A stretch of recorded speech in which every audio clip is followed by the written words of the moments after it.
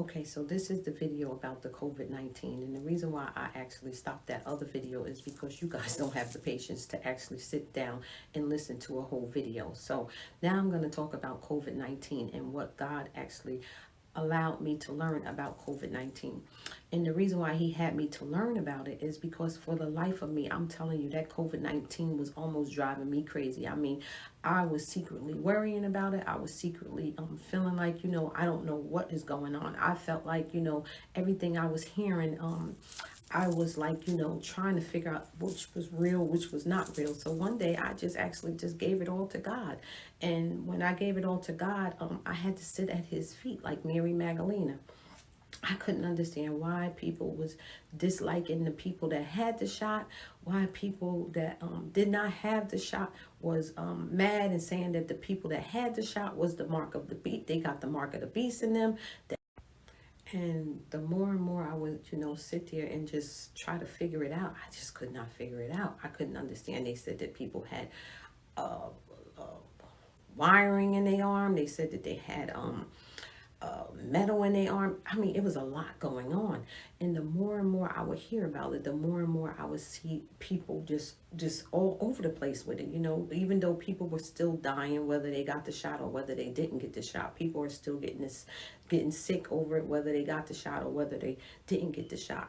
And some were saying that, when you get the shot, you don't be as sick as a person that don't got the shot. Well, I seen it work vice versa. I seen it work the same. I seen it work not the same. I mean, it was a lot going on with it. So when I sat at God's feet, God made me realize that COVID, yes, that's what I said, COVID, COVID, COVID ain't nothing but the C stands for conspiracy.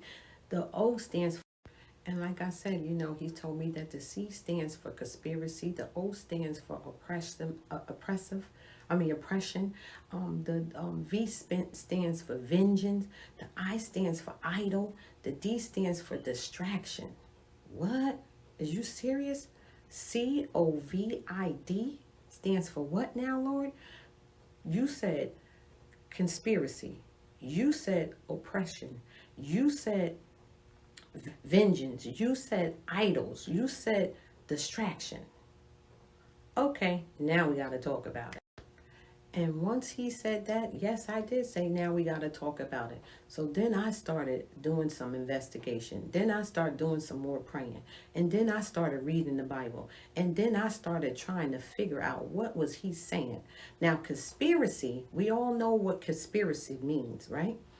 So let me read some of the conspiracy that I read from the Bible. Conspiracy in Isaiah chapter 8, verse 12 and 13. Do not call conspiracy all that this people call conspiracy, and do not fear what they fear, nor be in dread, but the Lord of hosts, him you shall honor as holy. Let him be your fear, and let him be your dread. Then that wasn't good enough for me. So, okay, I didn't read what the Bible said. Now let me get into what conspiracy really mean, because I know what God said, that you're supposed to fear him and not conspiracy, that you're supposed to honor him and not conspiracy. So I wanted to know, what do conspiracy consist of?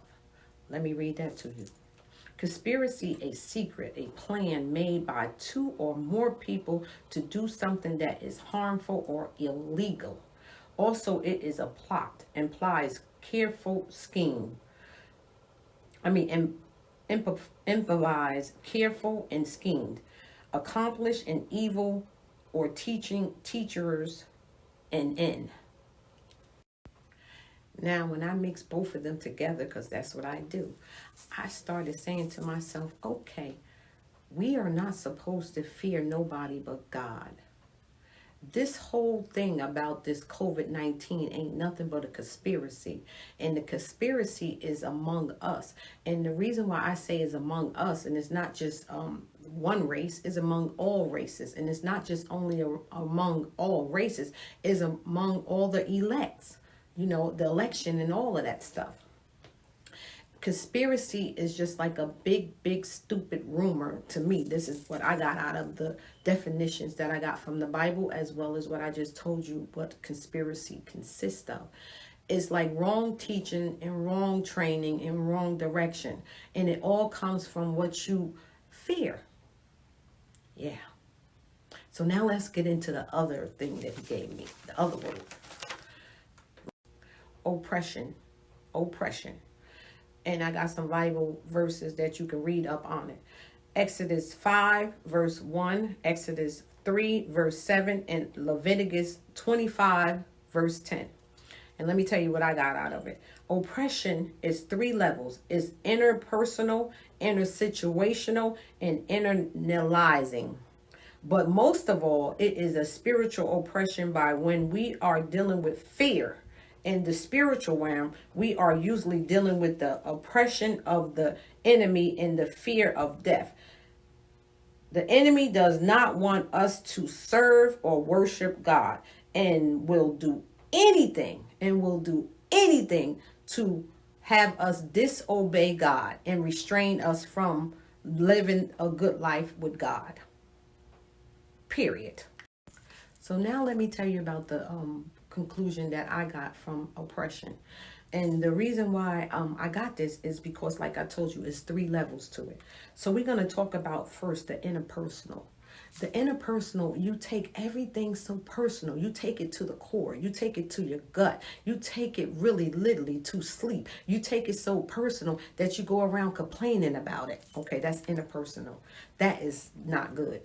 Then you have intersituational. You want to be in every situation but the casting. You want to be in every situation but in the drinking the Kool-Aid. But you want to be in that situation. You want to help everybody. You want to let people know that you're there for everybody.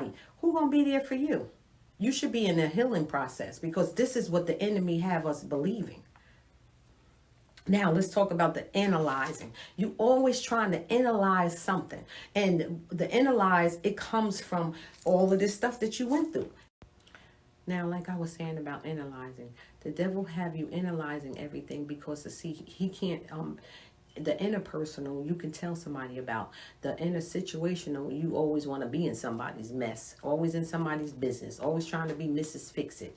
And then when you don't be able to fix it, now you analyzing it. And this is what the devil wants you at. He wants you to be so mad at everybody else that you refuse to even open up to somebody about your pain. And this pain right here, the inner lies, you can't tell nobody but God, because it is so ugly. I know. I've been there, done that. I know it. I've been there, done that. So now let's talk about vengeance. Yeah. Vengeance, Ezekiel 25:17. In Romans 12, verse 19. Vengeance. You become vengeful. You become furious. You become resentful. You become vindictive. You become spiteful. Some who personally does harm to others, people, or thing. You become, man violence, having a harmful influence, wishing evil or harm to others, and malicious. Man violence. You become harmful or influencing, wishing evil or harm on other people, and then you become malicious. You become wrathful, furious, angry, infuriated, irate, raging, storming, vindictive, to clear or association or blame of an argument or murder. You become hateful. Yeah. Now, what I got out of that word, vengeful, I said to you everything that it is, and it's just an ugly spirit. It's just a downright ugly spirit. But it comes from the inner problem. It comes from the personal problem, the interpersonal, the intersituational problem. It comes from all of that. And the COVID, is what actually put it out there where we understand it better. And the reason why we understand it better is because we were supposed to understand it when COVID first came to the United States of America, or first came to the world, period. when we were sitting down. We were supposed to learn how to yield. We were supposed to learn how to repent. We were supposed to learn how to turn from our wicked ways. We were supposed to do all of that, but we didn't do it. Do you see how much of vengeance is out here in this world? Do you see how many husbands and wives that is killing each other? Do you see how many kids are being killed? Murdered, in a fire, in a drive-by, in a shootout, and the husband mad at the wife, so he killed not only the wife, but he kills his lover too. The wife is mad at the husband, so she kills the kids. I mean, it's a lot going on. There's a lot of vengeful things going on, and it all comes from all what we're doing right now in this COVID. And I'm not saying that COVID is the main source of it, but it was supposed to wake us up. We were supposed to turn from our wicked ways. We were supposed to look where our health and our strength come from. We were supposed to actually die to a lot of addictions that we have. And addictions don't always be drugs. It could be addiction with an attitude, addiction with sex, addiction with lying, addiction with cursing, addiction with smoking weed, addiction with smoking crack, addiction with having sex with married men. Idols is the next one. It's IDOLS. And you can find it in Exodus 20, chapter 3, Matthew 4, chapter 10, and Luke 4, chapter 8. Now, what I got out of it. Idols are anything you give your life to that you pour every ounce of your energy into in hopes of bringing you the things you desire. In return, they are many idols we struggle with, and many of them creep into our life without us even realizing it. Ain't that the truth? Let's talk about it.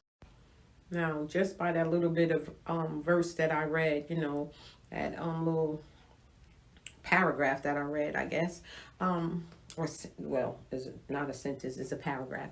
So just by me reading that little paragraph, basically, I realized in studying the Bible and learning what God said about idols, I realized that anything that you idol, and that you don't take time out to know who God is, but you take time out to know that situation or that man or that woman or that kid or that house or that car or that job.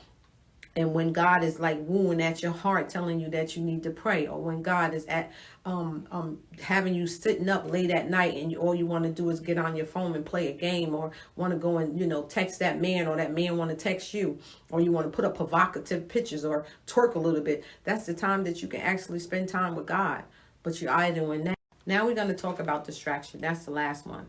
And where you can find distraction at in the Bible is Proverbs 4, verse 25 through 27, and Jeremiah 22, verse 17.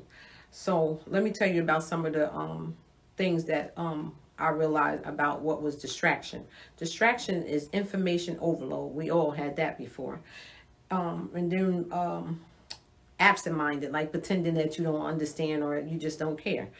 Preoccupied, feeling overwhelming, fear, worry, upset, spooked, mad, bored, confused, scared to know on your own, too busy, too tired, or the biggest one of them all, you do not care about the plan that God has for your life, period. So I gave you everything that I had inside of me, everything that I studied for weeks at a time, everything that I tried to explain to you. I hope I explained it as best as I can.